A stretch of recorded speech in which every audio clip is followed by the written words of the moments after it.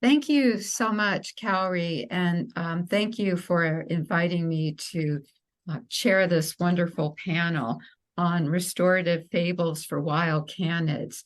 As you could see from the abstract, this panel is about the way canids figure poorly in fable traditions, and one can see that in a variety of collections.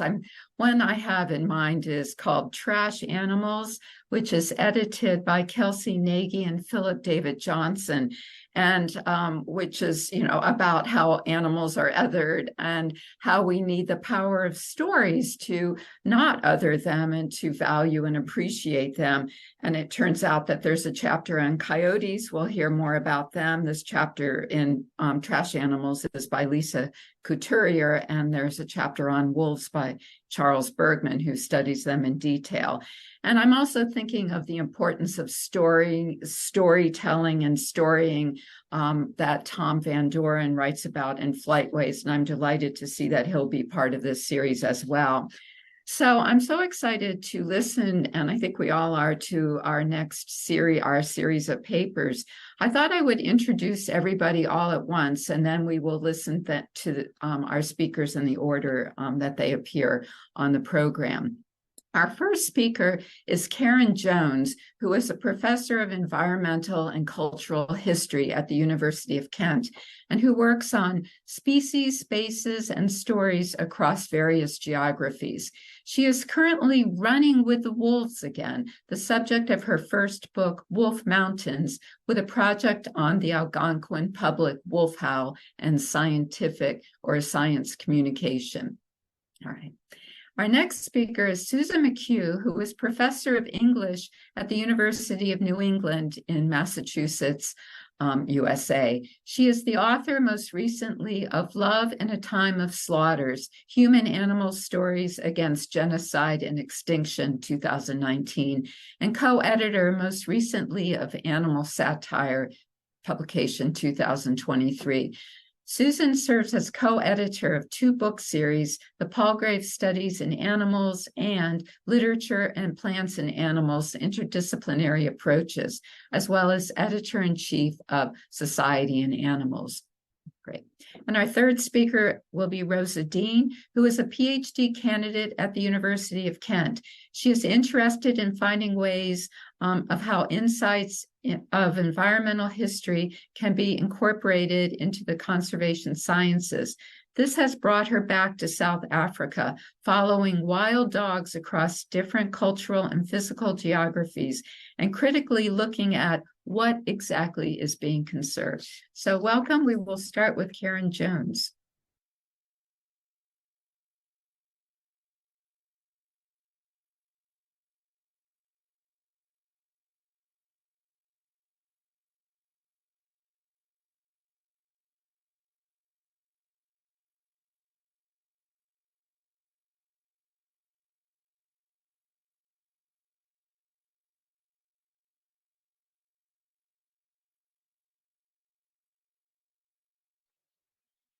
Welcome, everybody. Thanks for showing up. I'm going to talk, head off this this canine collective with a short talk about wolves, and I'm talking here about boundary crossings, species, spaces, and also sonic translations.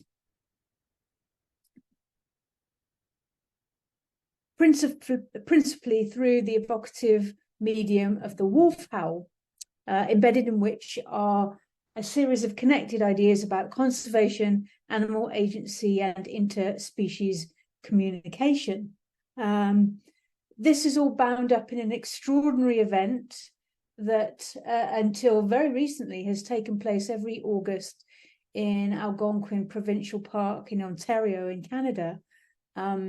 And what I want to do is talk a bit about how this came about, where it sits in this longer story of wolf howls and the fabula imprint, and what it tells us in a way about sound and sensory perspectives on storytelling, and particularly environmental storytelling in the 21st century. This event started out in the mid-1960s as a scientific tracking tool, but very quickly became a public event. It was first inaugurated to locate where the packs were in the park, but very soon was attracting thousands of visitors when the Park Service saw the potential of this as part of their sort of science communication program. And this event sees science, if you like, recast as pilgrimage. There's in the bizarre moment where in the middle of the North American wilderness, wolves and humans are howling across the night, not necessarily at each other, but not to each other, because of course there's a sort of a sleight of hand here in terms of how the call and response is inaugurated and why it's happening. So I want to talk about environmental history, sensory history, and boundary crossing sounds, transgressions, and how this might be seen as a restorative environmental fable that helps negotiate our engagements with this most complicated animal, but is in and of itself not entirely unproblematic. So I'll start, let's see if this works.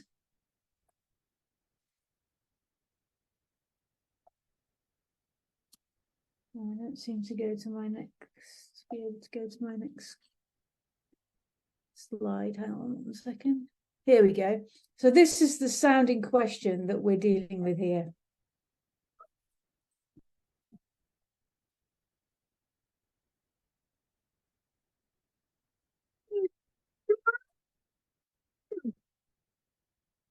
Interestingly, my dog has just groaned.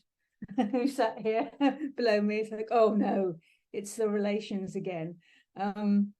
So that's the sound of the wolf howl. This really incredibly evocative sound, which carries forth a whole textured history of fables and associations. The first of these, of course, is a fable of horror. We know this from the weight of European fable and storytelling invested with demonic presence, an opponent, a beast of waste and desolation, as the wolf was labeled, an enemy of civilization, an animal who was resolutely pursued and persecuted by agricultural communities, conservation managers, and various other parties on the American frontier. An unwelcome presence that ate things that people liked for themselves, for sport or for food, or to look at. The next important fable in this story, though, is the polar opposite of that in many ways. The wolf as ecological saint, the redeemer, the symbol of a celebrated wilderness. And here, wolf orations are indeed inscribed with new restorative possibilities. This is the wolf that makes Yellowstone wild again, that repairs the human conscience to some extent. And this, if you like, modern wolf fable is the one in which the Algonquin story is situated. Here, this device, which is, of course, one that in its original form is about how wolves communicate with one another, is then recast as an act of transgression, redemption, restoration for the human audience, particularly. So I'd almost like to conjure with the idea that the wolf howl and this event sets up a kind of a new Aesop's fable for the Anthropocene, a cautionary tale about our relations with the planet, and one that riffs off this captivating sonic presence of an animal to tell stories about our complicated engagement with this species.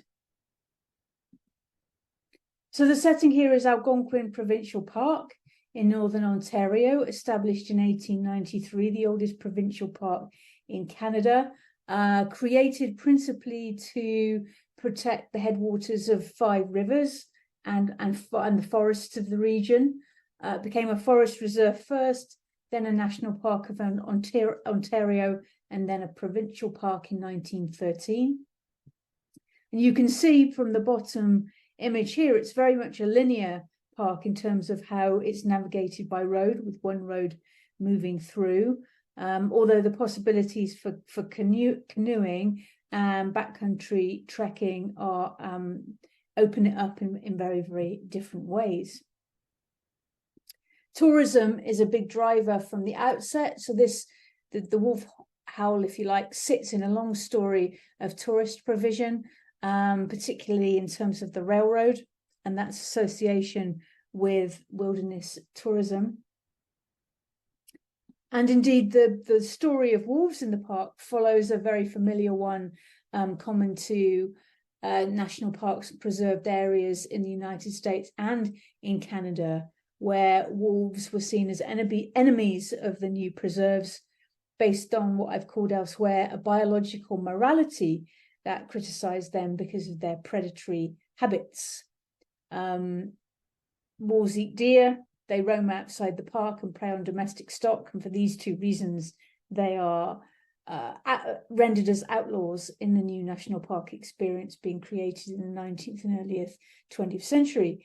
And those animals which hold on and hang on in this mode of the story are invested with almost supernatural abilities to evade capture. So the fable here is of these astonishing characters who can get out of trouble and whose capacity for destruction is, knows no bounds.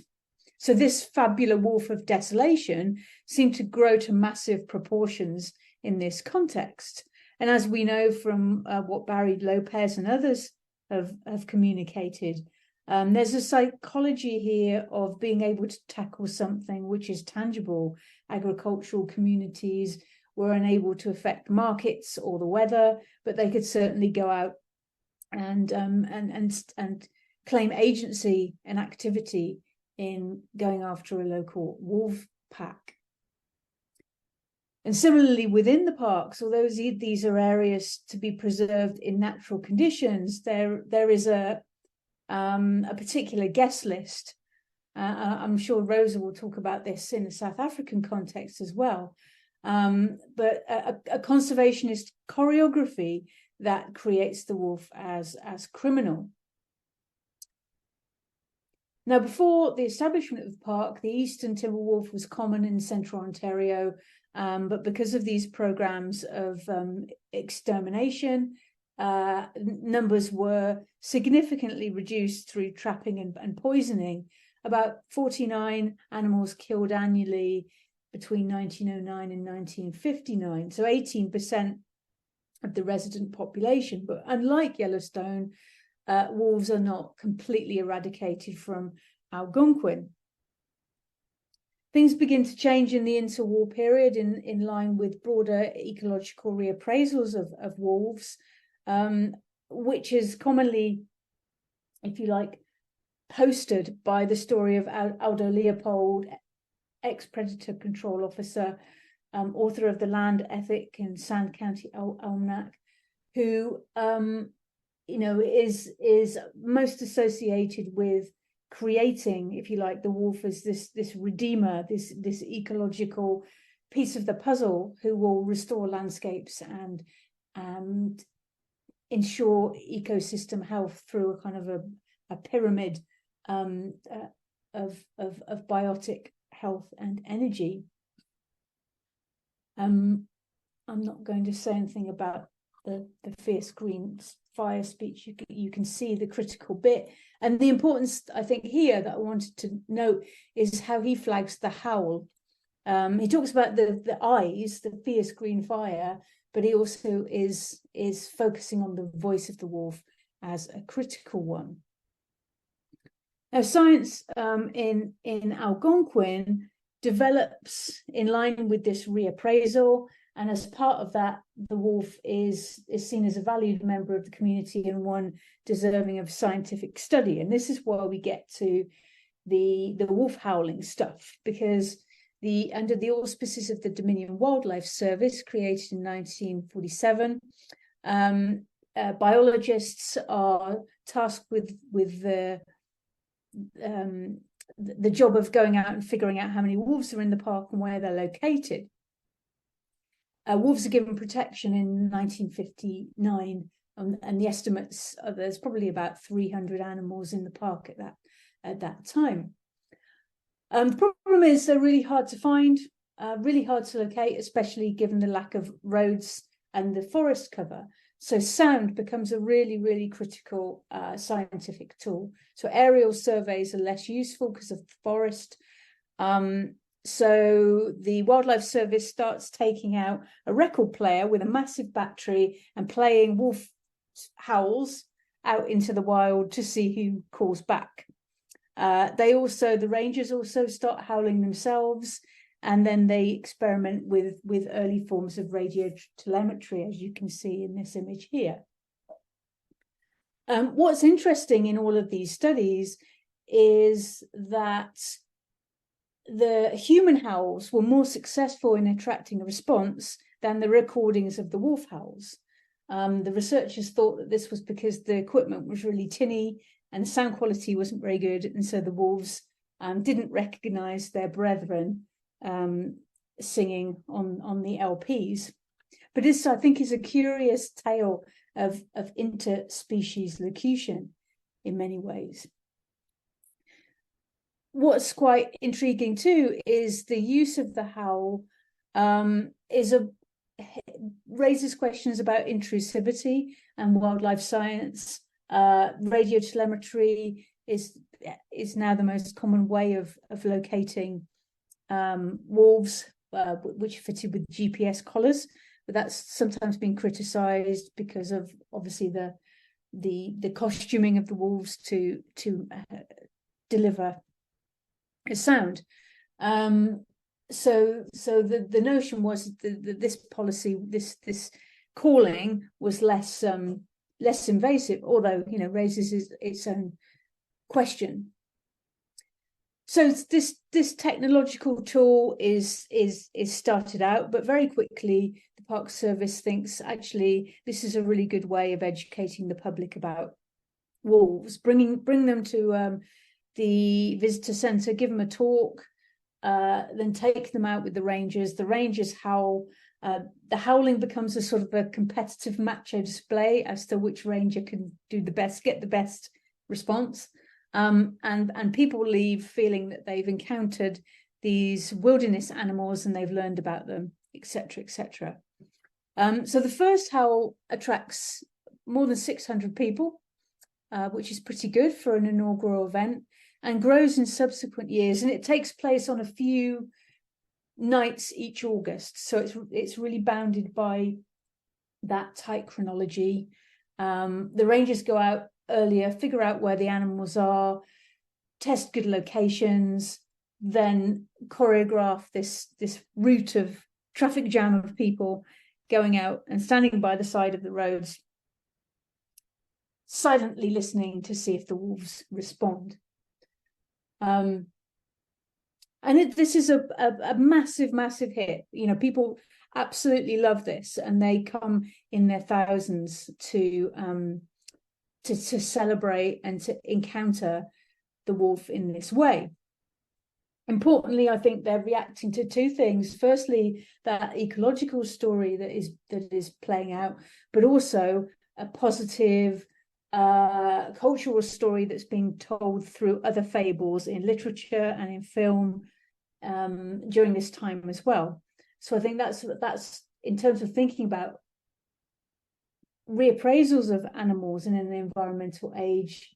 A lot of credence is placed on scientific narratives and on ecology as a scientific mantra, but for my thinking, at least, sentiment and storytelling and cultural renditions play a big part in this too.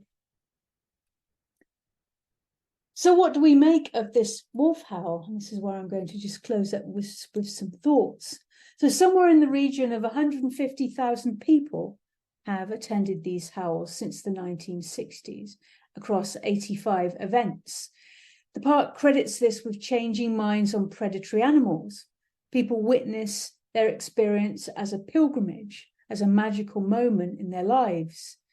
500 cars parked up over about a kilometre of roadside, a lot of waiting around. This is a curious encounter with the wild, but drama lies in the anticipation and the absence as well as the presence of wolves, the silence. Because often they don't respond, but people don't seem to mind and still relish the event for its own logic, I suppose. It's written into the intergenerational memory of family trips, a rite of summer, an escape from the city, a wait, a travel, suspense, the unknowing are all part of the excitement. The last howl took place and then before COVID in August 2019, where wolves did not respond on that occasion. We have to go back to August 2013 for the last successful call and response, which was witnessed by a massive 2,264 people. So this event casts the wolf of Algonquin as a celebrity, whether they're present or not. The fact that they're out there seems to mean something in this restorative moment of being out there, this ecology of hope that entangles science, conservation, education, ritual, and performance. It speaks to a complicated sensory engagement, though. What is this sound? What is the sound of nature? What do we expect to hear when we go to a national park? This acoustic ecology of preservation. Often sound in parks is seen in terms of intrusion, helicopter noise, traffic, that kind of thing. And this moment of sonic salvation is a fable spoken by a wolf, but provoked by and translated by a human audience. So there are really difficult ways of sort of positioning this. What are the visitors hearing? Whose fable are they there for? The wolf's fable, a fable for environmentally inclined humans. Tom Van Doren and Deborah Bird Rose talk about ethos and witness in their writings and invite a sense of openness to animals approached in the material reality of their lives. And we could read the wolf howl in this way: approached with care and curiosity, does this allow us to resist the reductive ways we've approached the species, at least from a Western perspective, for many years? Thereafter, Van Doren and Bird point out, witness can flip over and serve as a way of communicating the meaningful lives of animals to other humans. This could be a useful framework in which to think about restorative fables about wild canines, to incorporate the weight of that old fable history and to point to new possibilities. There are some future points of tension in this story of how to apprehend the wolf fable, the wolf howl as fable, though, particularly in areas where wolf packs are approaching the margins of cities. Does a wolf sound different if you hear it from an urban environment? What's the relationship with idealized space?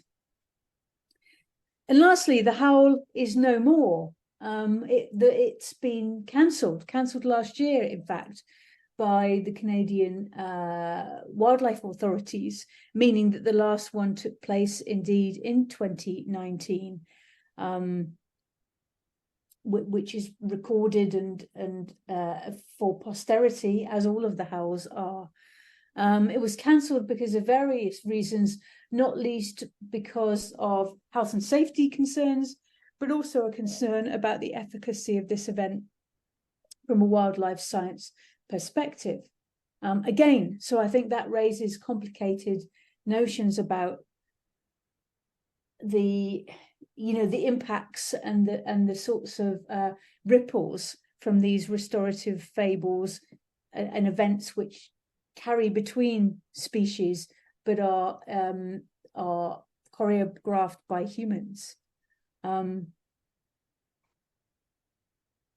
think I will stop there and stop sharing my screen. Thank you very much.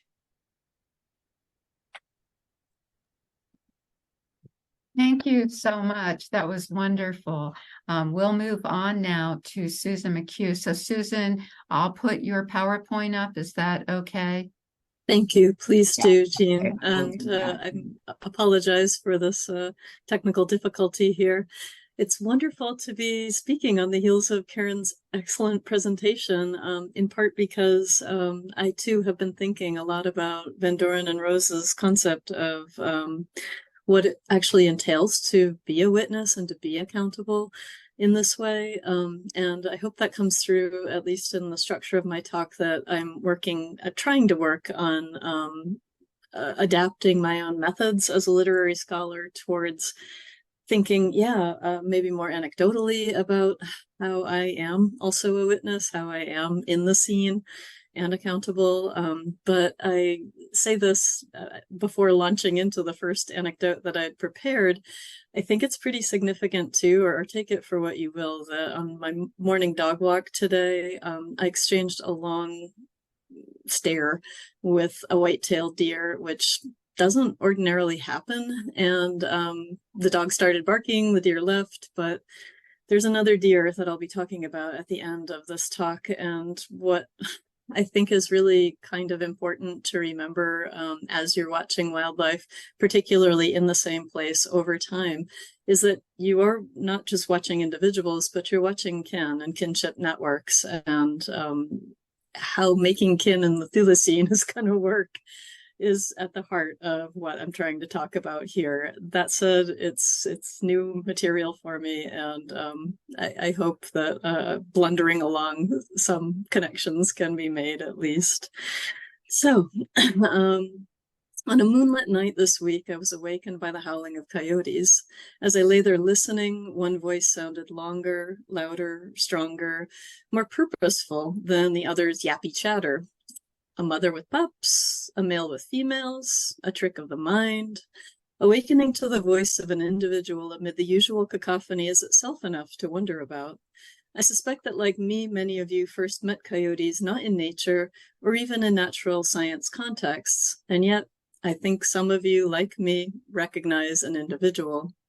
As a kid, all I ever saw of Canis latrans was cartoon character Wile E. Coyote, self-proclaimed super genius, spectacularly failing in his pursuit of the Roadrunner. Next slide, please. So this is what coyotes are supposed to look like. Thank you. Along the way, so many more of us became primed for confusing coyotes with wolves by these and other Warner Brothers Studios Looney Tunes animated comedy short films. After all, the only visual cues to species difference between Wile E. Coyote and his counterpart Ralph Wolf are these characters' different colored noses, along with Ralph's occasionally protruding canine teeth, as they are in this image. But never underestimate the genius of pop culture. However inadvertently, their mirror images reflect how coyotes have arrived in my neighborhood. Moving far beyond their native southwestern U.S. range in the past century, the story of coyotes' entry into the northeastern North America is increasingly understood to have involved their intermixing with native red wolf populations. Although there are good reasons for scientists to approach these developments regionally, I will try more precisely to localize stories of coyotes as I have come to know them, and in relation to much older tales of human-canid cohabitation that shape this place that I call home. Next slide. Assuming that few, if any of you, have traveled to where I'm tuning in from in the U.S. state of Maine, I will add that the collective name of my region's tribal peoples, the Wabanaki, literally translates to the peoples of the Dawnland. The name Wabanaki underscores the geographical fact that their lands encompass the peninsula that reaches farthest eastward from continental North America into the Atlantic Ocean. The sun rises first on the historic home territory of Maine's remaining 4 peoples of the Dawnland, namely the Penobscot, the Passamaquoddy, the Micmac, and the Maliseet tribes, with whom I ask you to join in solidarity, along with all Indigenous peoples in their ongoing struggles for justice. Here, next slide, please. Here, 400 years of European settlement bears harsh legacies, including that most peoples of the Wabanaki Confederacy live today in what are euphemistically recognized as among the most economically challenged counties in the United States.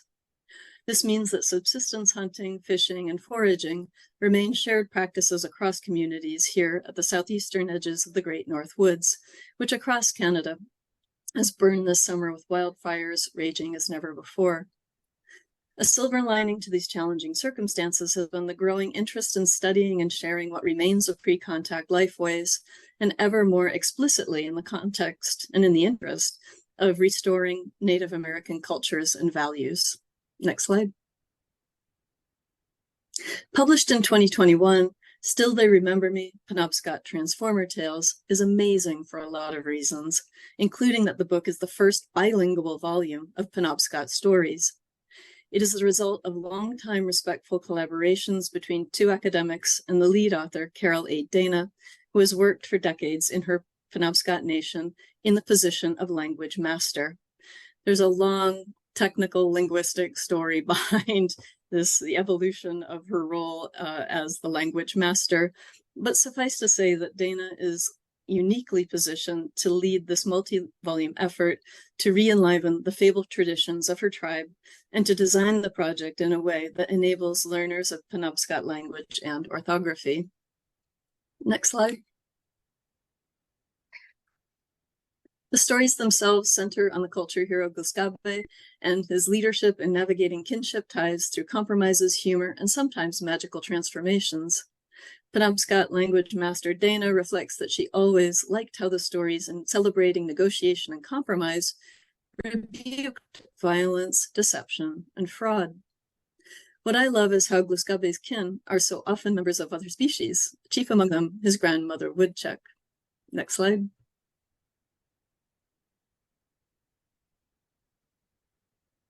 The first stories in the collection recount how Grandmother Woodchuck teaches Gluskabe how to hunt sustainably. For Gluskabe tries a shortcut at first by capturing all the animals at once, only to learn from his grandmother that staving off future starvation requires taking only what their people immediately need. Traditionally told in lean winter months, the story's messages are of conservation, environmental balance, and consideration for upcoming generations when making decisions. Living here helps me to appreciate their deep wisdom. For many years, we had a woodchuck raising children under our garage. By the last time, she had become a magnificent, large, silvery gal who could gather all 5 of her kids back instantly at a whistle. And that's how I figured out why they're called whistle pigs, in addition to being called woodchucks. As they grew bigger and ranged farther from the den, they attracted a fox in the daytime and coyotes at night. But our own grandmother woodchuck was smart to keep her family in close proximity to us, 2 humans and a dog, who kept those predators at bay and so helped her to fledge the next generation of woodchucks. Next slide, please. Although only one story with a dog is included in Still They Remember Me, it is a poignant reminder that these human-dog-woodchuck connections have deep roots. In it, Grandmother Woodchuck directs Gluskabe to kill a giant moose who has been terrorizing his people. He orders his dog to stay behind, and the stone that the dog turns into while waiting, a landmark boulder and monument to faithfulness to this day. The dog in the Penobscot story can be read alongside other fabular Canids as a figure of persistence, loyalty, the archetypal Fido. Yet the story contains local knowledges as well. Gluskabe not only orders, but also rewards the dog for hanging back by sharing the spoils of the hunt. For the entrails he throws to the dog are likewise to be seen today, literally set in stone, along with the mountaintop that has become of the overturned cooking pot used to cook the rest of the great moose that fed Gluskabe and his people. Among the many messages in the story, a subtle one that makes it unique in the collection is that humans and dogs are understood in these ways to have and to meet obligations to each other. Next slide. The untold backstory of Gluskabe forging intimacy with this and other canine companions becomes more curious in light of what is known of ancient Canids. Native dogs disappeared from North and South America across both continents abruptly, within a century or so after the spread of European contact with humans. Why indigenous New World dogs died out remains something of a scientific mystery until a genetic study identified the culprit as a highly contagious, sexually transmitted virus to which Old World dogs had developed immunity, but New World dogs were highly susceptible. One of the few remnant populations is the Inuit sled dog, about which I have lots more to say elsewhere, but I won't today. The very few contact era descriptions of Wabanaki dogs, though that is the dogs native to my region here, become all the more fascinating, not only for how much they resemble Inuit sled dogs, just to the north, really, in their wolf-like appearance, but also how similarly these dogs were integrated at the center of cultural lifeways, including as wintertime hunting partners. The Penobscot dog story makes all the more sense in light of how moose are most dangerous in spring and summer, when cows are especially protective of calves, as well as in fall, when bulls come into rut. Therefore, traditional hunters would be likely only to enlist dogs in the deep snow conditions that make moose more vulnerable to pack predation. The story makes no mention of snow, and the moose is definitely angry, so Gluskabe must keep his dog safe, must act in a way that is different from the ordinary wintertime hunting pattern. And I think people in the know would have got that right away without having to think very hard about that. I don't know if there will be more dog stories. Oh, I'm sorry. Next slide, please. I don't know if there will be more dog stories in the next volume of Still They Remember Me, but I can predict with some confidence that absent from the project will be the story of Gluskabe's twin wolf-headed brother, which scholarship has debunked as wrongly attributed to Penobscot storytellers and as instead more likely a Micmac tale. Like the Ojibwe Nanabojo and the Cree Wiskajak, Gluskabe is a figure shared across many cultures, endowed with magic from the creator that enables him to operate as somewhat of a trickster. In another Micmac story, for instance, he has two tiny dogs that he instantly enlarges in order to chase off two sorceresses. The variant version of Gluskabe's stories are reminders both of the cultural specificity of those who told them, as well as of their different histories of assimilation that all too often accompanied language loss. The story of Penobscot language preservation that informs Still They Remember Me has involved not simply documentation of archival research, but more importantly, building cross-cultural trust to share knowledges of subsistence living in multi-species communities, and to take seriously people's obligations to grandmother woodchuck along with dogs and other animals, as realized through Gluskabe's magical tricks. It's tricky, though, this trickster thing. In Native American literary criticism, there's been a recent pushback against the craze for all things trickster that peaked in the 1990s, which tended to celebrate as iconic visions of Raven, capital R, or Coyote, capital C, often at the expense of their human roots. In the 2020 collection, Troubling Tricksters, Christina Fagan herself Nunat Kavut characterizes it as a limited depiction of indigenous people seen as expressing certain universal features, such as mysticism, fertility, creativity, and nature, in turn seen as arising out of past cultures or so-called primitive cultures. Through analogy to the colonialist conception of terra nullius, or empty land, Cree scholar Neil McLeod reconceptualizes the very term trickster as part of this same trickery, making indigenous narratives conceptually empty and potentially devoid of truth. At stake is the liberatory potential of the specific tribal national understandings of these figures and the values that they still uphold in many indigenous cultures. I agree that a blurry and limp notion of hybridity, conceived as the human-animal fluidity of trickster identity, undercuts that power, particularly when it extends racist ideologies at the expense of lived realities. Next slide. Yet my enduring research interest in dogs remains rooted in their long history of breeding across species lines, especially how that messes up our thinking as much about the category of human as of any other clean divisions between species. The many wolves, jackals, foxes, coyotes, as well as dogs across fable traditions often seem to speak directly to shared histories that are grounded in shifting biological realities and cultural perceptions.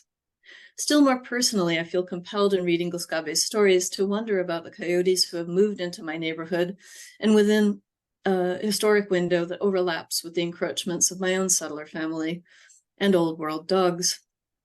How can fables inform as well as reflect movements across social and species boundaries? Despite the valid critiques of the indigenous trickster trope, it strikes me as important to understanding what contemporary writers like Thomas King, Jeanette Armstrong, Thompson Highway, and others are doing with bringing coyotes into new stories of the ongoing cultural adaptations of their own Cherokee, Ogonakan, Cree, and other Native North American peoples, navigating situations defined by porous boundaries that are at once natural and cultural. The coyotes of northeastern North America fill an ecological gap created by wolf eradication programs that, as Karen's talk has so brilliantly detailed, were ideologically charged by the cultural traditions of Euro-white settlers that reflect and amplify their long, uneasy relations with the gray wolves, or Canis lupus, a species largely understood to have crossed the Bering Strait en route to populating the American West. And this map, I'm sorry that it's kind of small. I'll try to explain it a bit. In contrast, genetic sampling of coyotes east of the Mississippi River supports a close evolutionary history between the eastern Canadian wolf, presently called Canis lupus, Lycaon, and the red wolf, or Canis rufus, both of which are just existing in very tiny populations compared to gray wolves and coyotes to this day. The latter, the red wolf, are eastern North America's native wolves, who, along with coyotes, predated the gray wolf in this hemisphere by something like 1 million years. If nothing else, these histories help to explain coyotes' ability to hybridize more readily in the east with their closer canid cousins, and their apparent inability to do so in their western homeland with the relative newcomer type of gray wolf. You see the kind of slashed lines where coyotes historically ranged on the left-hand side of that map, and the gray is where gray wolves have ranged, but that weird line that dips into the southeastern US is marking the southernmost range of red wolves. Again, they're hard to map precisely because all that remains for the most part is archaeological evidence, but still it's very interesting to think about how these genetic histories are a big divide that marks the uneasy coexistence of coyotes and gray wolves not interbreeding on the left-hand side, and this big, huge confusion about hybridization on the right-hand side of the map. Next slide, please. A more nuanced approach factors in the presence of ancient dogs in these wild canid histories and their hybrid genomes. Coyotes now populate all of North America, but along the way, local populations of their species have collected a wild assortment of other canid species genes that arguably make them the most well-adapted wolf-like canid for a human-altered landscape. Next slide. Politicization of conservation efforts invites oversimplification of the past and future of species management, but appearances don't lie. Quite different from their western cousins, eastern coyotes are bigger, heavier, and have a darker range of coloration, including red as well as black morphs, instead of the sandy, light-colored, usual southwestern coyote type. They coordinate to take down much bigger prey, like deer and even moose, in a complex development theorized as prey switching, a theory recently advanced to account for why 2 coyotes killed Taylor Mitchell, a 19-year-old woman hiking solo in Cape Breton Highlands National Park in 2009. This is one of those large Canadian parks, like the one that Karen mentioned, that is largely populated by wildlife. I learned from Mitchell's and Gluscabe's very different examples to keep my dog close whenever possible. Next slide, please. One winter day, I returned from snowshoeing with my own dog, still shaking from an encounter with an exposed rib cage, much bigger than my own, upended on a bloody fur cape with 4 legs akimbo, but somehow still attached, and what I thought was the missing head actually twisted under the whole frightening mess. I'm not sure if a human corpse could have terrified me more than that dead deer, the snow around it carpeted with the dog-like tracks of coyotes. I'm not going to show you a photograph of that. Next slide, please. No one needs to see a picture of that. I wish I could unsee that. So I'll leave you instead with these beautiful historic images of Penobscot girls on Indian Island, which is the Penobscot Reservation just north of here, across the bridge from Bangor, Maine. Stephen King fans will recognize Derry, Maine. Yeah, that's Bangor, Maine. These girls are with a dog that I invite you to wonder with me as you look at the dog. Again, with the question, how can fables inform as well as reflect movements across social and species boundaries? Thank you.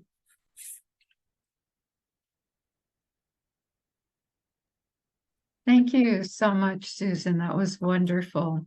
All right, our next presenter, Rosa Deen. Thank you.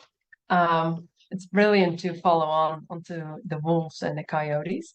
I'll just share my screen.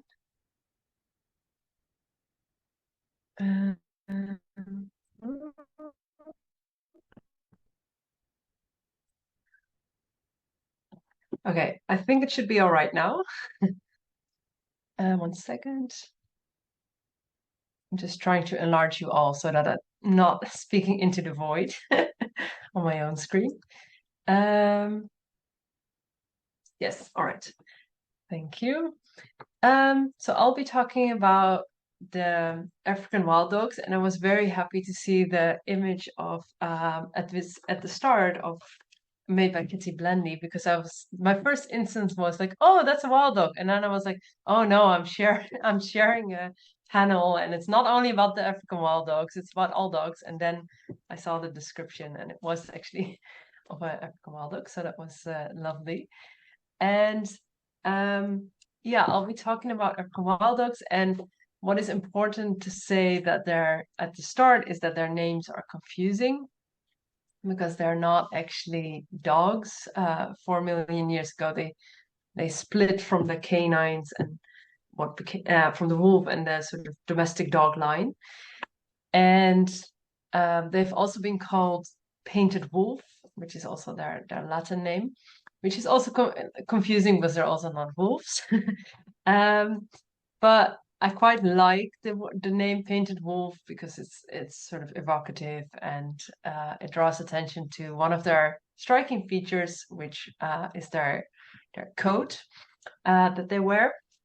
And you can see sort of brown, orange, white white coating, and every individual has a different pattern, which is also unique, which also helps to identify them for conservationists.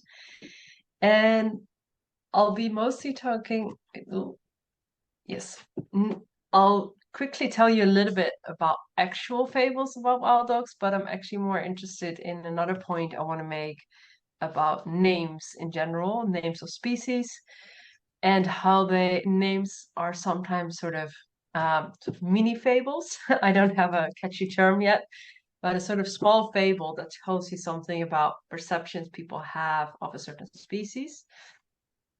But firstly, how did the wild dog get their unique coat? That is sometimes the origins or the sort of idea behind the fables that exist mostly in southern Africa, across Botswana, Zimbabwe, South Africa, about wild dogs. And it often involves that God, or sort of a god, has painted the wolves with his fingers. And sometimes at a moment that a sort of regular dog was dying and then turned into the African wild dog, into a different species. And across the San people, wild dogs were also always known for their hunting skills. They are cooperative hunters in a pack. And more is now also scientifically known about the communications that exist within the pack, and it's actually based on they reach a consensus with sneezes. So it's a very intricate sort of bodily and sensory experience where they communicate amongst each other. But for the San people, they were seen, which were hunters and gatherers, which the wild dog was like an animal to admire because they were such good hunters, and they were also very loyal and cooperative, and that's also a feature that comes into the fables that are known about wild dogs. And a little bit in contrast to that is or not in contrast, but in ancient Egypt, in the sort of pre-dynastic period from 6,000 before Christian dominion until 3,000 before Christian dominion, the wild dogs were seen as sort of symbolizing eventually order over chaos, from the wild dogs to the domestic dogs, and so the start of more order. And what is interesting, all this information was quite hard to find, to be honest. And I was also wondering how come there's so many known fables or known to me, fables about hyenas and coyotes and wolves, and not that many about like easily available ones about African wildlife, which I think would be amazing if it was researched more. And I've sort of started to think about why that is. And for example, in South Africa, where I do my research, hyenas are very much known as signs of witchcraft. That if there are, and I think that comes also with the connotations of hyenas being scavengers. But when there's a hyena around, it can be seen as a sign that somebody has put a spell on somebody else. And this makes them also sometimes seen as something you should kill. And jackals are mostly known as I think a little bit along the lines of the coyote, as tricksters, as cunning, etc. And I was sort of intrigued about, is it sometimes easier to make fables about animals that are operating on their own or just a couple, and less about packs of animals? So that was one thought about it. And I also was intrigued by the contrast with the sort of beautiful fables about the loyal and cooperative wild dogs, with a lot of perceptions that exist in South Africa about wild dogs, and which are very much informed by also the settler colony, like the settler colonizers' idea of the carnivores that were a threat to taming the landscape and turning it into agricultural land. But also before I'm sort of intrigued where sort of the fables, and I don't have the answer to this, the fables about the wild dogs and their hunting skills sort of became replaced by ideas about them being very cruel, and sort of they're sometimes seen as criminal, and they're seen as cruel because of the way they kill their prey, and they disembowel their prey, and they are of course also coming as a pack to one lone individual of an impala or nyala, which is sometimes read as unfair as well. So it's the perceptions amongst farmers, both for white and Zulu farmers, is seen as cruel and as sort of bloody, and lots of negative perceptions, which I think is quite telling. And what is interesting is that in KwaZulu-Natal, where I do most of my research, wild dogs have been locally extinct around the end of the 1930s, and that relates very much to Karen's story about the wolf.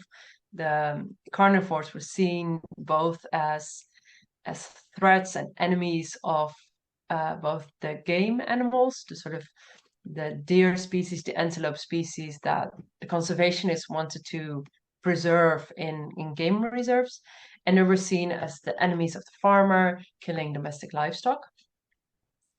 And what you see here on the left is a fence, and this is the fence between Sesotho and Pelosi Park, which is the oldest reserve in Africa, and also in South Africa and in Africa in general.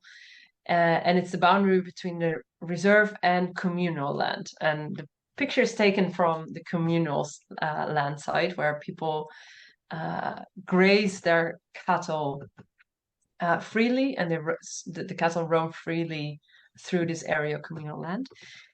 And what happens is these fences are, because there's not enough money generally going around in conservation, these fences are not well maintained, and a lot of animals dig holes, like warthog dig holes under fences, which wild dogs make use of to either disperse, to look for new mates, or to sort of catch the very slow prey of cattle and goats that is on the other side of the fence. And the wild dogs have been extinct in this landscape for about 50 years. So disappearing 1930s with lots of destruction campaigns as well by the settler government. And they've been reintroduced in the 1980s. And what is interesting, what is a sort of carryover, I think a bridge is the word endangered. And that's a word that was actually used and is still used as an idiom when children eat too fast, and when they when they wolf things down, when they're eating too fast or are eating too much as well. And it's sort of used as a sort of reprimand, like, oh, Encanchana, eat slower, etc.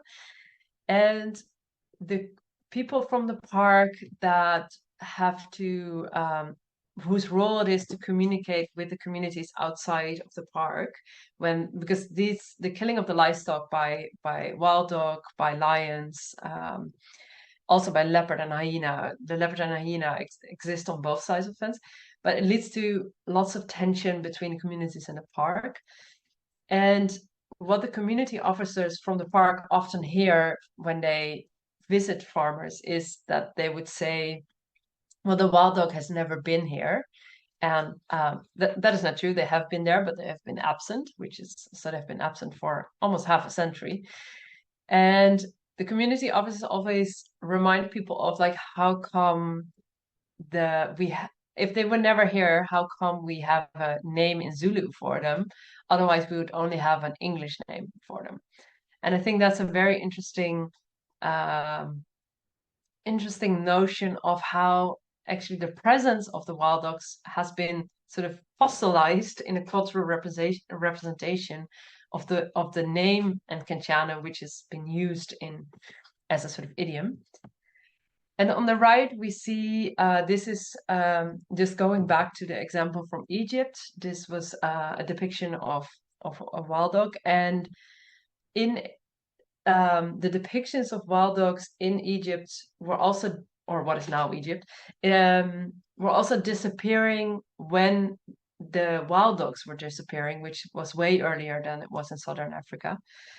So you see sort of with the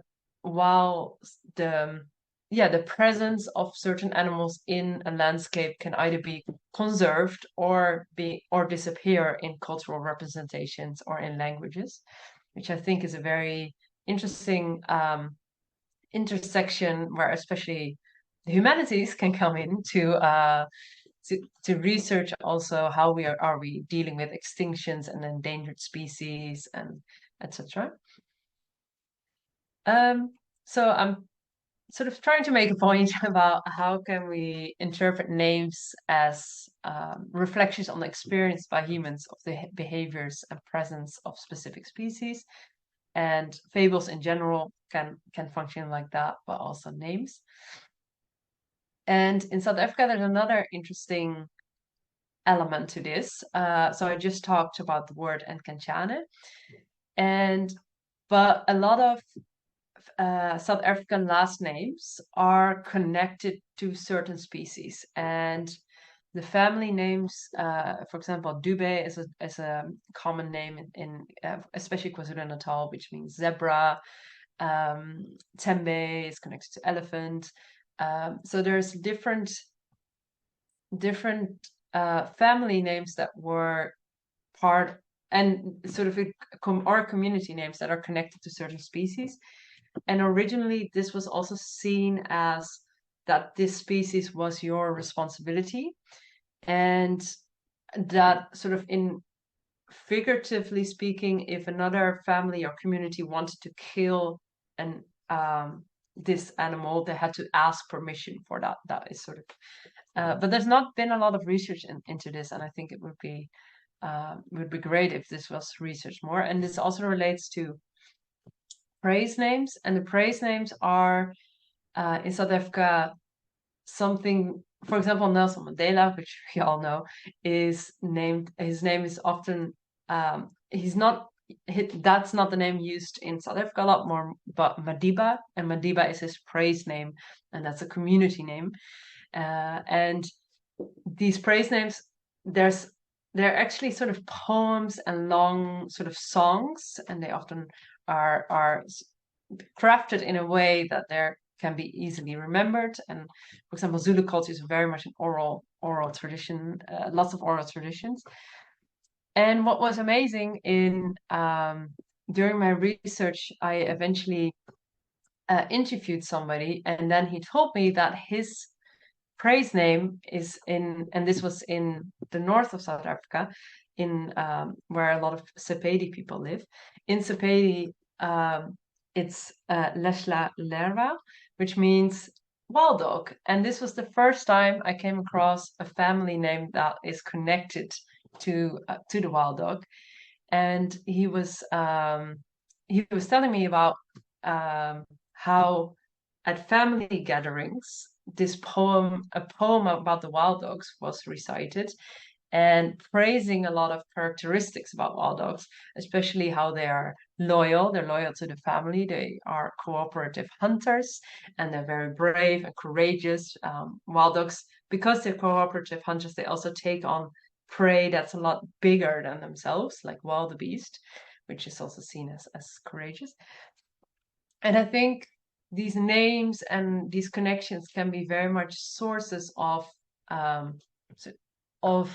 reading animal behavior and relationships between humans and animals in the past and in the present, and how they might have changed.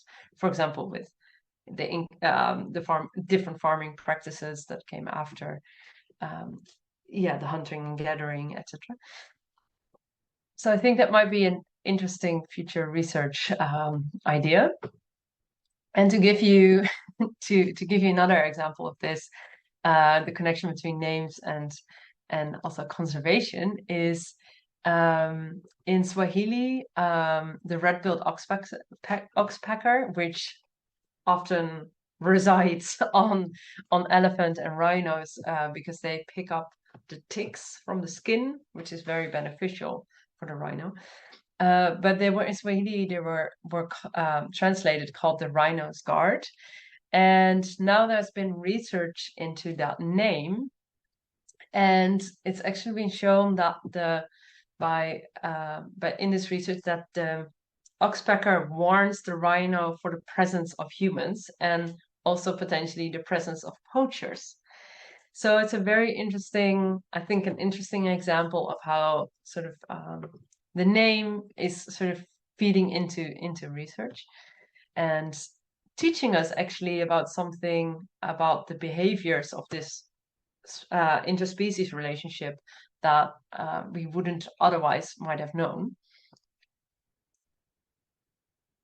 And that also leads me to a question about the more we know about animal behavior and cognition, how is that changing fables and the names, or how we perceive these names of fables? And for example, we now know that pigs are not actually dirty. What does that do with the fables about pigs and for example, portraying politicians as pigs, etc.?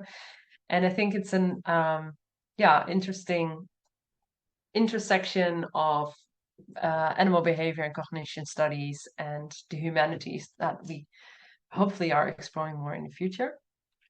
And relating to that, for the wild dogs and this is not relating to the fables, but more to the farmers' perceptions of them and how they are killing livestock and killing their prey, which is seen as very cruel and very sort of, they come in and it seems very disorganized and very brutal, but there's actually a very clear order in who is doing the hunting and who is then also feeding.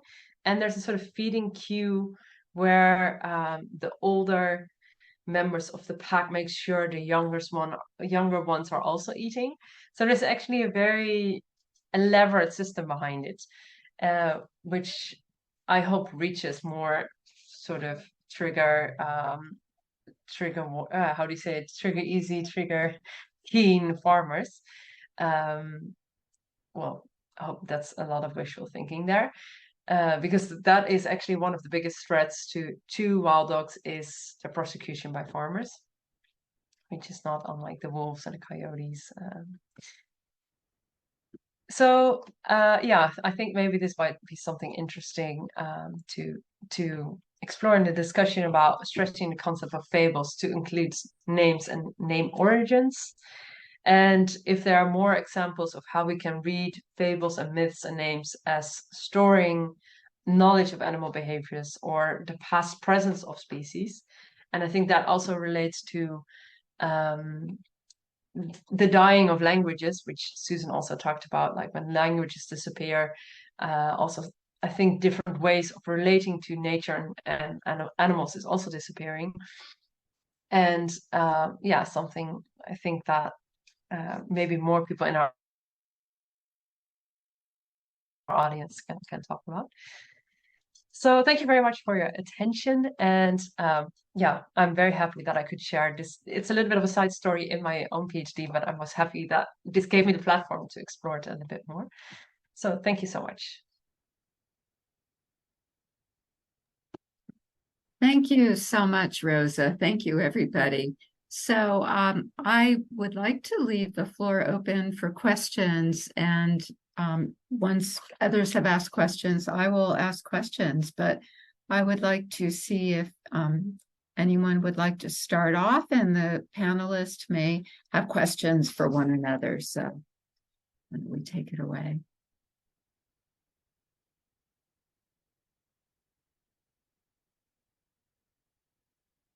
Okay, if I'll start off with my own, and then y'all can think. I just learned that y'all. I'm here in North Carolina right now, but I've learned that y'all has become global. So this was so interesting, and I was so taken by. I mean, I know that each one of you had your own separate focus, but I kept thinking of animal voices, animal sounds, and I know we can't say that animals have language, although I think that research is kind of being pushed into that. I have a collection of poems about dogs called Dog Music, and when I told someone about that, she said she had a friend who was really interested in dog sound composition. But by the way, Karen, unfortunately, I couldn't hear the sound of the wolf howling, but of course I can imagine it. But wolves howling, and then I didn't know that groundhogs whistle, but of course coyotes have their own howl. And then I'm sure, Rosa, that African wild dogs have their sound too. But I was just so interested in just the way animals communicate with each other. And that was just something that kept, even though you, again, each had your own focus. And I don't know, I was struck by that. And I guess that's more of an observation. And I guess another observation I have is, Rosa, you referred to you and you're sort of summing up, or what can we further think about, especially about names. I was reminded of Elizabeth Rush's Rising, about how so much, I don't know if you know that book, but maybe the first chapter would be of interest. And this connects to what you're talking about, Susan, but she had thought about the way indigenous language, I mean, how animals can survive in their names and language and poetry. And that may be what we have still to work with. And I know that when I spent a year and a half in Kenya, I was so eager to even see an African wild dog. I never did. But anyway, that was something else that I thought about. But I guess my first question, my real question, is for you, Rosa. You said that jackals and hyenas appear frequently in tales and in fables, but not African wild dogs. Do you think it's because African wild dogs are more elusive? I mean, could it be just because they are so hard to spot, and one can see the results of jackals and hyenas? Is it because they're more destructive? I mean, is it just perhaps because of a behavioral thing? So anyway, I just wanted to start with that as a question. Yeah, that's actually a good question. I think it also, because wild dogs are very elusive, and in the Waterberg region, which is one of my places where I research them, they're also sometimes referred to as ghost dogs, because you don't see them, but they are there. They're very good at living in the cracks of landscapes and not being seen. And I think maybe the disappearing, or maybe that there are now not so many fables in comparison to hyena and jackals, is also a sign of they might have been less numerous already earlier than we thought, that they sort of disappeared from view earlier than we thought.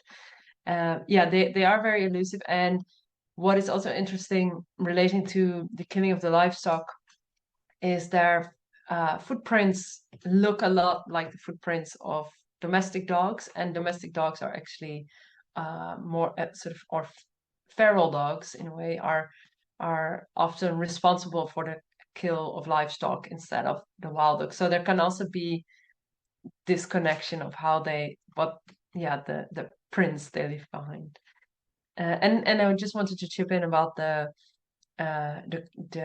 calls they make. They sort of have a chatter amongst themselves, which people, and a lot of sort of vocalizations that they're still researching, but they don't really have a howl, but they have a sort of who call.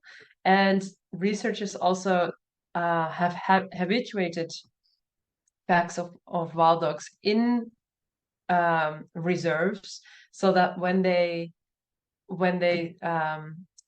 exit the park, they sort of can call them back. And some conservationists can make the who call themselves, and others need sort of radio and sort of audio play. But I think that related nicely to Karen's that the human howl was more effective, which I thought was very interesting.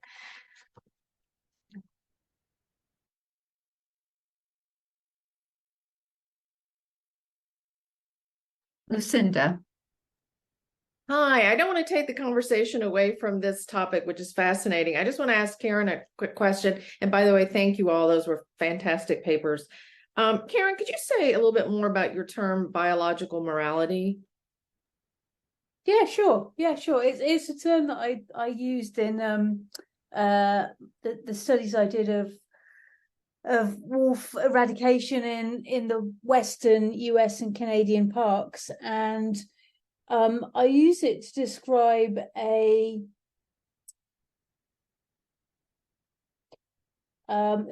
tenet in biological conservation at the time, which dictated that extermination was a policy goal, and it's often seen as, if you like, eradication comes from a place of prejudice against the wolf. But what you see in the early park reports, is very much a sort of a scientific language of justification that this is a rational thing to be doing. That said, I think at the root of this is basically a moral judgment about which species are seen as deserving to be in a preserved space and which aren't. And so there's certainly very much a cloak of rationalist discourse in justifying it, but when you boil it down, it does come down to we don't like these animals because they eat animals that tourists like, because they eat animals that sportsmen like, and because they eat sometimes animals that humans like to eat in the form of sheep. So yeah, I guess I was playing with the idea that this is a policy that is scientific, but actually it's very much a cultural referent underneath it that sorts animals into good and bad based on their eating habits. And that what you were saying, Rosa, about cruelty and criminality, and how wolves eat and how they consume, it plays into that judgment as to their unsavoriness to be allowed into to wander a national park, and eat in a national park particularly. I want to chime in too that I'm hearing exactly what Karen's talking about in looking at the current discussions of coyotes and coyote management where I live as well. And want to add with coyotes, it also becomes caught up in a nativist rhetoric too. These are invasive, so we can do whatever we want to them. Ugh. And that idea of these are hybrids, not pure, that can play both ways in a funny way. I mean, it can push back against the notion of these are invasives, because if they are indeed, as it seems there's ample evidence to show, they have interbred with, and they are representing a remnant population that has adapted to this niche, or is quickly adapting to this niche that's been opened up, then yeah, are they actually more beneficial to tolerate than to just kill? Unfortunately, if you do Google coyote in Maine or coyote in New England, coyote Eastern, you will see immediately kill photos though. So the balance is pretty tipped in the opposite direction, as Rosa and Karen both have said in the contexts that they're looking at as well. Just ask another follow-up question. Thank you. On the idea that Lucinda raised of biological morality. And this isn't exactly, I know what you were asking, Lucinda, and I don't think that that's what biological morality means, but Karen, you referred to the complicated sense of engagement of kind of going out and howling with the wolves. And so you said that the Park Service just suspended that. And so I was just wondering, though, is there any sort of sense of intrusiveness of people going out there and manipulating them with their howls? I mean, is there sort of moral ambiguity there, or is that disruptive to the wolves? And are there discussions about that? That's a really good question. I'm very glad you asked it, because what I should have explained a bit more clearly is that the complexity of this was more about wildlife viewing. So the public side, the public interface of it, and the ethics of how that jumble of people affects wildlife viewing in a concentrated space in terms of environmental impact. Whereas from what I can see in the literature as a scientific tool, wolf howling is not seen by its very its design as a problematic form of intervention. It's still used. It's still and you know, it's often, or at least in some papers, it's regarded as a less invasive form of tracking than GPS and radio telemetry. I think it's a really tricky one, because how do you, we don't really know what, in a sense, we don't really know fulsomely how the wolves feel about this. They might, you know, I can imagine a cartoon out there that has a bunch of wolves sitting around their den site saying, "Oh no, the humans are making a lot of noise again. You know, I wish they shut up." So yeah. So the ethical questions are about footfall and wildlife viewing. But I think this makes this, for me, and I haven't really started thinking about this that much, but for me, this again makes that what could be an artificial distinction between public, when the regular everyday people go and do things in certain spaces, they can be problematic. But if you go in there with the figurative scientific lab coat on, it's a different, you know, there's a different, an automatic efficacy to that. And I just wonder whether there's that sense of the infallibility of science is something that, despite being able to track the way it goes, this animal's good, this animal's bad, you know, there's still that sense in which that infallibility narrative works today, I think. Rosa, it looked like you had a thought on that. Well, I was just thinking about what you were saying about the interventionist part, and what is I think there's also sometimes a difference between what the general public sees as interventionist and conservationist, and I think that's a very interesting aspect as well. Yeah, for example, a lot of wild dogs packs now have the radio colors as well, and that's sort of very stark to see sometimes, because you're seeing this wild animal and now it has this color on, which is also sort of the idea, you know, like it makes us think of domestic dogs with colors on.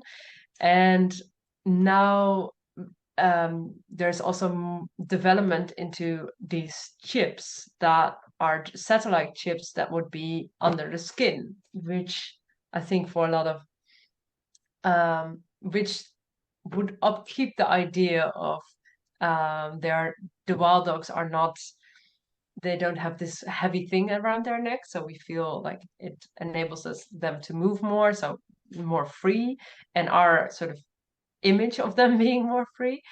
And then sort of the contrast with this invasive under the skin technology, which would also track their movements. And I think in South Africa, the tracking is also used not only to, for example, count, and I think this is also true for the wolves, not only count where they are, but also when they are in landscapes they're not allowed to be, to retrieve them and to take them back, or if species are less endangered, for example the lions, to shoot them as conservationists, to make sure also no human life is lost.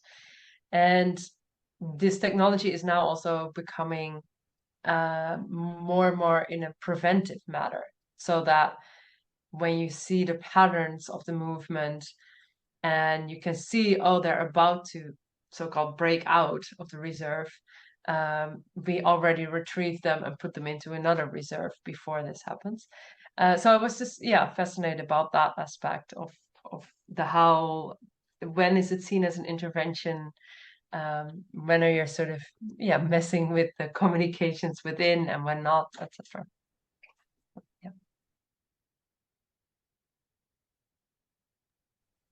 Kind of an interesting question, though, too, to as Karen started to say about whether wolves are actually tricked by this or not.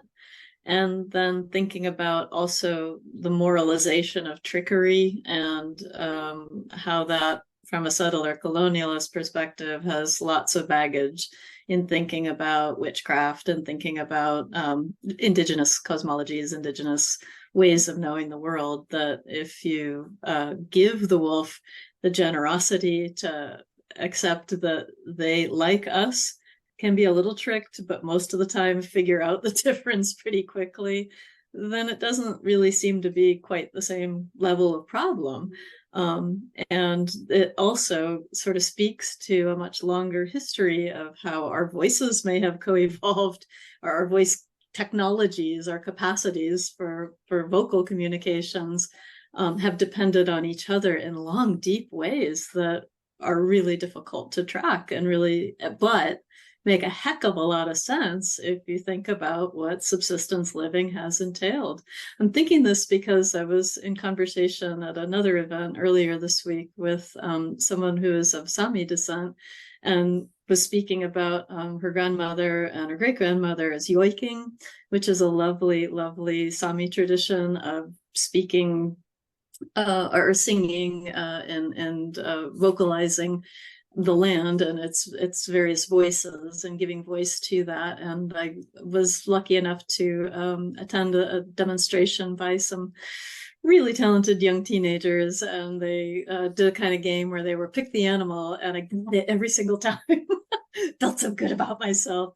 But on the other hand, it's just so obviously beautifully paying attention to what's going on that is reflected in these traditions too, that attentiveness, attunement, witnessing, being in the landscape, that is, I think, baked into that form of expression that I love Rosa's concept of this fossilizing within language these experiences, that it's just such a rich way of thinking of it, as opposed to just mirror reflecting or projecting into it, which in literary studies, just forgive me if I'm wrong, other literary studies folks out there, it's pretty boring pretty quickly and pretty detached from the experience of being with other kinds of beings. So sorry, going on too long there.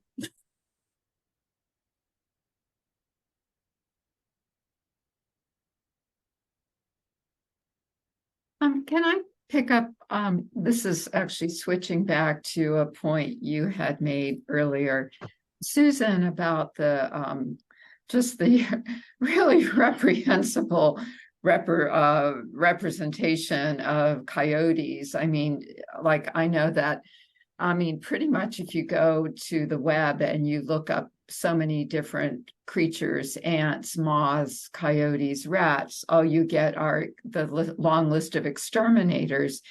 And it's hard to drive on US highways without seeing extermination trucks. And the US Department of Forest, or USDA, plays an enormous role in, quote unquote, exterminating millions of animals. And I was so taken by what you were saying also about nativism. I went to the horse panel, or one of the panels that Cowrie set up a few weeks ago, and I learned that we in the US are more obsessed with purity, breed purity, than Europeans are. And that got me thinking a lot about, I mean, our 1/32 blood rule. If you have one drop of if you have one drop of African American in you, you are not white. And we do seem to be so obsessed with purity. And so that those illustrations that you put up that show that there has been so much crossbreeding is compelling. And I think that in the age of the Anthropocene, I mean, a huge number of animals are not living, they can't live where they're originally supposed to live. And there's just an enormous amount of migration. And even in the world of wild animals, we're moving away from that idea of being rooted, and coyotes are just so absolutely emblematic of that. Anyway, I thought that you really showed that so well in your presentation. I just want to put a shout out there for contemporary Penobscot fiction writer Morgan Talty, whose Night of the Living Res short story collection is just getting all kinds of well-deserved awards. But I just learned his forthcoming novel is a drama of the blood quantum, which is the again, quantifying racialization politics that is equivalently destructive to Native American cultures as to African American cultures and peoples. And yeah, it is really, really, really interesting to think about how Talty's not interested in animal stuff. I'm not going to misrepresent him that way. But there are writers, like I mentioned, who really are. And that they, in the case of Thomas King, for instance, he's an unenrolled Cherokee. His window of opportunity to become an enrolled tribal member died with his father, who had abandoned his family. So the politics of enrollment themselves are tricky and hard to find ways of talking into their complexity. So for a writer like him, Coyote returns quite frequently and in urban contexts, precisely because coyotes, like humans, have adapted and are quickly adapting to these built environments and really stand out as not just enduring them, but in some cases thriving within them. So it seems to me kind of like a no-brainer that, of course, these are really important figures. And that's why I think I understand the many reasons why Native American scholars in Native American literary studies are questioning why this, among all other possible things to be interested in, became a sort of hotspot of interest. But on the other hand, I would say it depends on what kinds of things you want to be talking about too. Like I said, a writer like Morgan Talty isn't that interested in the kind of things I'm interested in, because his stories tend to focus on, as he says, his family experiences of struggles with addiction, and that's a very urban problem and a very one that's very close to him. And I respect that. And I'm not saying it's not interesting. It's super interesting and super cool that he's writing about it in the way that he is. It's just to say that and he's very articulate on this point too, that this is not the only aspect, the only thing to say about Penobscot culture in his case. And I think that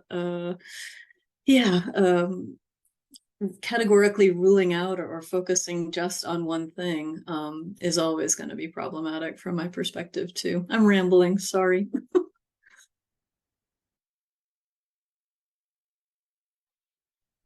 Can I just chip in about, I was interested in that notion of purity and connection with invasive species. And I think parallel to that, you know, that all the rewilding projects are sometimes also have this notion of going back to an original state, and that which always sort of just a certain point in time. And and where also, when is a species invasive, etc. And I think in that with reintroductions, I think we also forget that when you reintroduce a species, it's a whole life world, and it's all its connection to other species and to humans. And in a sort of very strange part of my research about the sort of eradication campaigns in the 1920s and 30s, is that the San people in the Kalahari reserve, which was a game reserve, were only allowed to live there if they kept being sort of original and sort of seen as in their natural state. And they were only allowed to live there if they would kill the wild dogs and other carnivores. And this was just such an crafting of an idea of a pure landscape. And I think we've in history we've become very good at recognizing that in the past, but I'm keen, there's more and more also about how this is happening now in, for example, rewilding programs. And within conservation, there's also I also did in my presentation a new fascination for indigenous relationships with certain species. But sometimes this can also almost become, we want to then make that permanent, and that can never change. And Susan, I was thinking of if you might have some examples of that maybe people don't want to live like that anymore, or don't want to relate in that way anymore to a species. And I think that is again that sort of purity idea of then it needs to be this. Absolutely. Subsistence living is hard. Subsistence living is equated to poverty because the challenges of when am I going to eat are there all the time. And I think that has to be respected too, that people choose to move away from that for very good reasons, because I'm not sure I could do it. So that's a really important point. Also, too, in thinking about both of your talks, Rosa and Karen, I am struck with the eradication logic that it's quite often it's human versus wild animal over either the domestic animal or the prey animal, with total indifference to the complexities of how many other creatures feed off those kills, and how much those the decomposition of those bodies is important to the regeneration of the landscape, and the cultures, the artifacts that come from it too. I'm struck by that because I'd like to say I didn't go back to that killed deer day after day after day to see what was left. But I am a compulsive dog walker, and there's not much that's interesting in a winter landscape. So I did keep going back, and it was a matter, within a week, everything was gone except the skull. And while I was there the first day, and on several days, there were ravens in the trees, or they were replaced by crows in the trees. In the daytime, it was obvious even to me, who, just wandering, ambling through as in my neighborhood, that there were plenty of animals who were feeding from this, who weren't just coyotes. So I think sometimes about that and wonder why it is so hard, except that it's really easy to appeal to those purity rhetorics, to that biological religiosity that is embraced, that morality, as Karen says, that there's some higher ground that people claim, and the ground itself is pretty messy.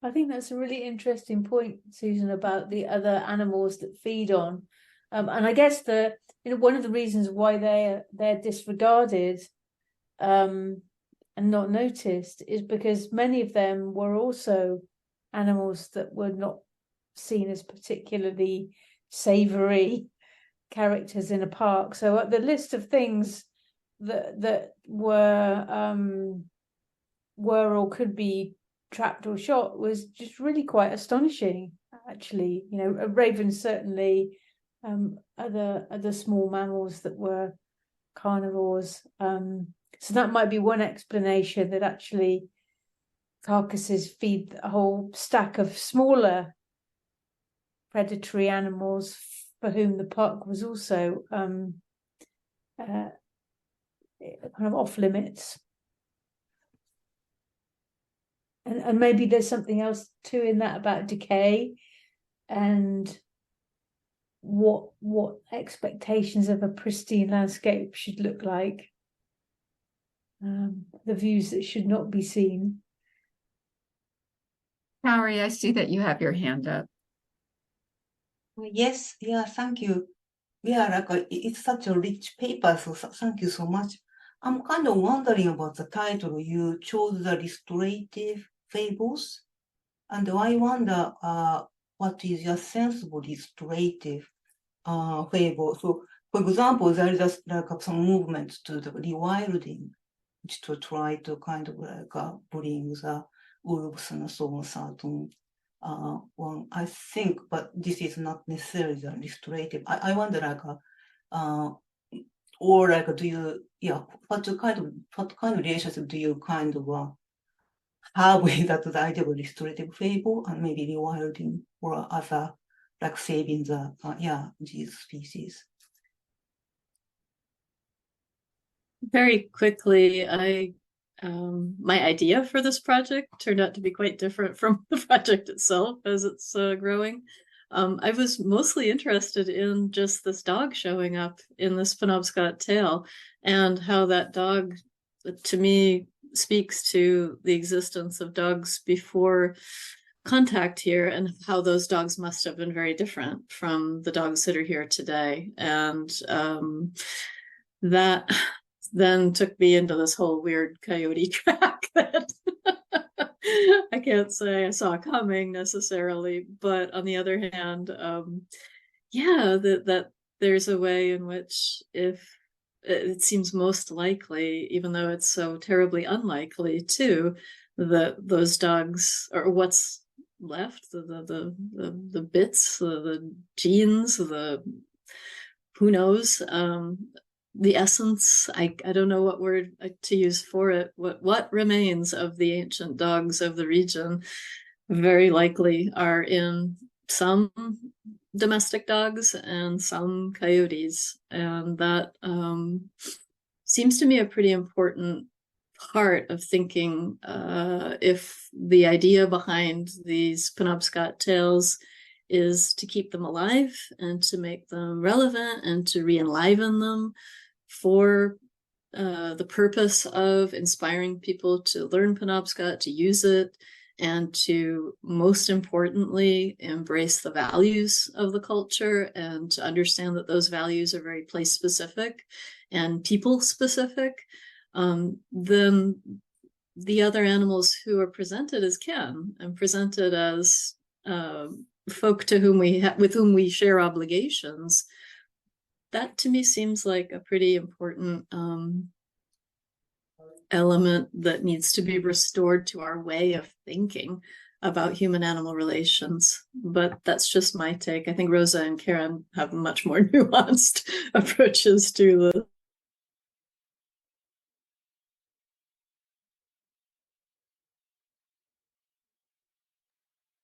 Wait, Karen, go ahead. Or are you waiting for me? I don't mind. You go ahead. Okay. Well, just to I think to me, a little bit ending on what I just said about looking at ways of relating and making kin by different kinds of people, to me is a sort of an exercise in sort of moral imagination, that there are different ways of living with wild creatures. And I think fables and other, or names, like I sort of made a point about, are different ways of seeing how can we live with animals that are sometimes deemed as undesirable or problematic because they kill livestock. And I think related to that is also the sliding scale of things in animals disappearing from landscapes and then coming back. Predation of wild dogs on Nguni cattle, which has also been around for so long, it has always been there, but people might have had different ways of relating to that. And looking at those different ways of relating and sort of restoring those stories about it in a broad sense, I think can help us also undo a little bit our settler ecologies. There's a new book coming about this, about in the context of South Africa, and not to speak even of Australia, for example, as undoing this settler ecologies. And I think it's a very normative answer, but a sort of way forward with this. I've not got a great deal to add to that, and I very, very much endorse what Susan and Rosa have said. But I guess the title in part came from the fact that we were all dealing with animals that have come back or have moved into view, and so restoration is a sort of a play on the return, either through the movements of animals or the interventions of people to arrive or to come back to space. And I think we also talked about, I guess the other thing I'd say is that fables have huge consequences, because their power and authority comes from something, but it also amplifies, and thinking about fables for our present in a nuanced and textured way seems like a good idea that incorporates some of the things that have not been noticed in the stories of these animals and other animals in the past too. That might create a sort of a weight of responsibility that we become as silent as the wolves in Algonquin. But I just think it's worth bearing in mind that stories have power, and thinking through what a restorative story would look like is a useful, if complicated, exercise. Yeah, restorative story and restorative reading practice, I think the telling and the interpretation and the symbiosis of those things is partly what we had talked about too, that it's not easy to separate them. It's not easy to, particularly in oral cultures, it's just foolish to think of them as stories that tell themselves. They're always embodied presences of people in there. Yeah, it's impossible to imagine the wolf howl event without people there on the ground, Karen. and yeah, just moving forward. I saw that. I wondered about that in your talk, about whether there's a kind of sadness that this isn't going to be continued, or whether it was just like going in a place that probably wasn't going to be interesting anymore. How do you feel about it, Karen? Sorry, I'm desperate to go and do some ethnographic field work and find out, because this was put as a judged by the Canadian government. I think they call it like a signature program, like one of those experiences you have to do in your life in the early 2000s, and then it's been cancelled, and I'm desperate to dig into what's going on with this, to be honest. And I would imagine that there's a great deal of sorrow around the fact that people who've done this in the past can't then take their grandkids to it, because it does it has a sort of a long history of being part of that, of a particular storytelling, generational thing. So yeah, I need to get some funding, and need to get back out there and find out what's under the headline, because there's always even more. It's even more interesting to talk to people about the loss of that and how it's connected to these other losses. I mean, they almost did you a favor. I was sort of thinking that it's, historians, we like beginnings and endings. It makes a very good moment to then appraise. I think these papers have done just an incredible job of showing kind of how animals, as going back to Tom Van Doren's story, their own lives, and how we need to listen to them, and how those stories are about, this entire, to use term for biology, ecosystem, but we need to be mindful. I mean, Susan, you had earlier brought up the culture of eradicate, or the structure of eradication, but storing animals would consider all the different players and actors, and make those lives real. And that's why I think fables are so incredible for that. So I don't know, it's 11:50. Well, my time is 11:59. I don't know if it's time to close. I'll ask Cowrie, is it time to go?